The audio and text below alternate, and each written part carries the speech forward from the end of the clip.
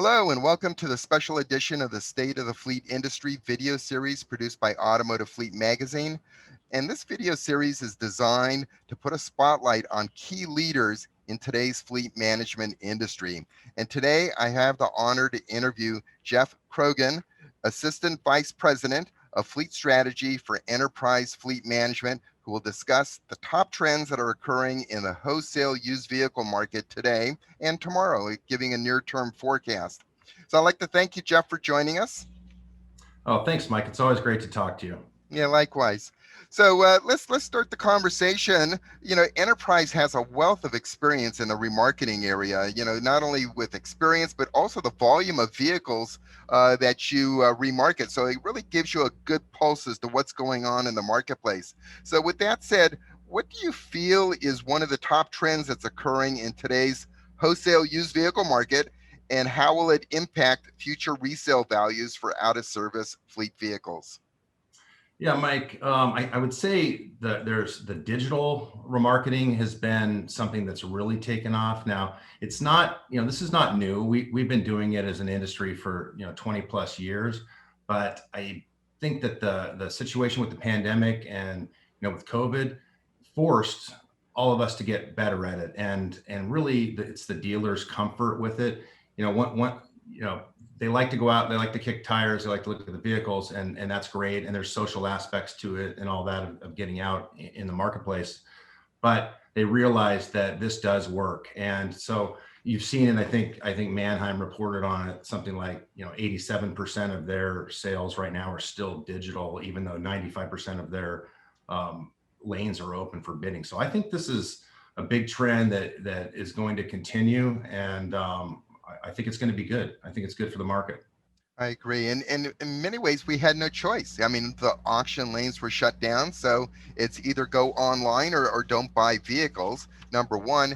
And two, it's not a perfect world. There are some deficiencies, especially in terms of some condition reports and so on. But I think that's going to force the industry to up its game, to improve in those areas. And it's going to make digital all the more prevalent as time goes on, as we continue to improve the product.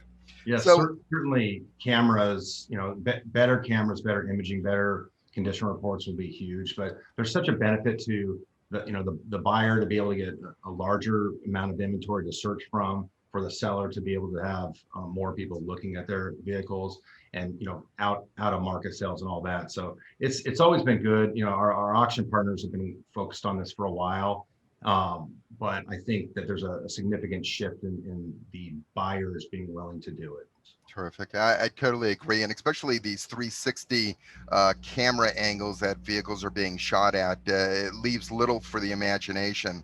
So, with that said, let's go in and examine what might be your second most important trend that you see out there. Yeah, there's a few things going on. That was one, and I think the logistics constraints is a big one. So and this is, and I'm talking about, it's both with trucking, but also with drivers, especially right now. You can't load a van with 14 drivers and a 15 pass van and go swiftly pick up 15 vehicles and move them. It's obviously not safe, and you just can't do that. So that slowed things up, and it's also, I think, forcing the industry to make sure that they're having less moves. So one example might be, especially for a lease customer, make sure your vehicle is clean and ready to go. That will limit the moves and lower costs down the road. Ultimately, we want to net more money for our customers, right, when we sell these vehicles.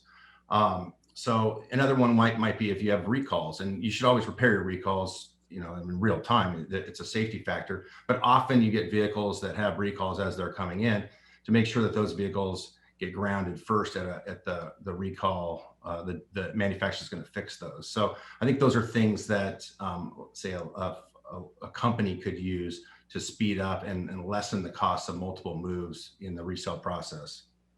Mhm. As we go through this, there are 1,000 different factors that are influencing resale values, that are shaping today's resale values and tomorrow's markets.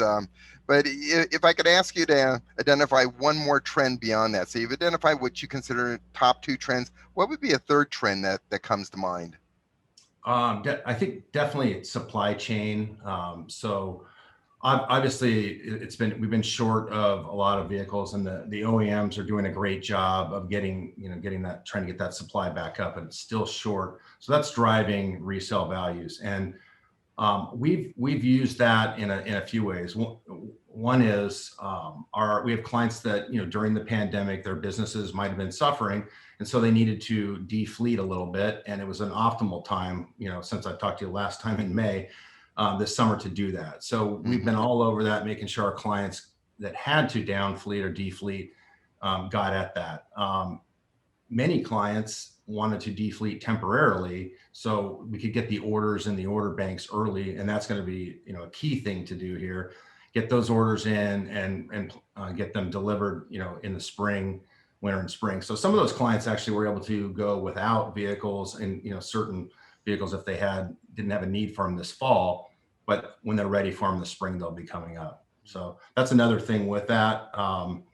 And overall, I just think that the supply has been low on the new side, and on the back end here, we've been able to really capitalize on that. Right.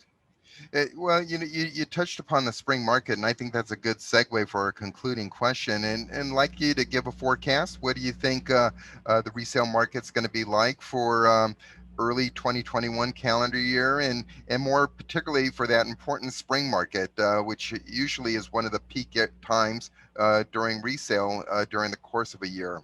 What's your assessment? Yeah, I believe it will be a really good spring market. We were forecasting um, a appreciation this summer. Certainly, I don't think anybody forecasted the appreciation we saw. I do believe that we will see a normalization in depreciation over the fall. It's fall. We've got the new model years out. We will see a drop, but I don't believe that drop goes that far. And I Mm. think, and that's going back to the supply and demand. So I think it's a good spring. I think there's going to be less vehicles out there than we think. Now, that said, there's election, that we got to find out how that goes. And, I believe the underlying market's still strong, so I don't think that will overly affect it. And you've got a pandemic, and you just don't know what's going to happen there. But I would say I'm fairly confident that we'll have a strong spring. Yeah, I totally agree with you. And one of the reasons why I think it's just going to be a strong spring is I'm pretty confident that there will be another stimulus package that comes out. It'll probably be post election, or it may be uh, in the beginning of the year. But what's happened with the past stimulus programs, those monies were used by consumers to purchase as down payments to purchase used vehicles. So I agree with you. I think it will be a strong spring market. We'll keep our fingers crossed, hoping that it is the case. And with that, I'd like to thank you for joining us today. It concludes our interview. And thank you for sharing with us your insights on the used vehicle market, Jeff. Oh, no problem. Thank you so much for having me, Mike. You're welcome.